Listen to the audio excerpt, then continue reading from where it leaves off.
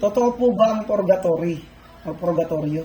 Ay, walang purgatory. Yan kasi ay gawa ng ano yan, gawa ng mga pari. Yung mga priest, gawa lang yan, yung mga purgatory na ibig sabihin, dahil sa mga handog, pag naghandog ka ng marami, siyempre sa langit ka pupunta. Pag naghandog ka ng mababa, sa purgatory ka pupunta. Pag hindi ka naghandog, siyempre ano ka pupunta. Ibig sabihin ko ganito, ang mga purgatory at saka wala pong purgatory, ang dalawa lang ang pupunta ng tao, isang impyerno at isang langit.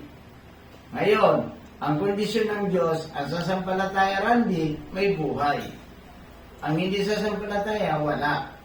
Kaya dalawa lang ang pupunta natin. Walang purgatorio, kundi langit at impyerno lamang ang pupuntahan ng tao.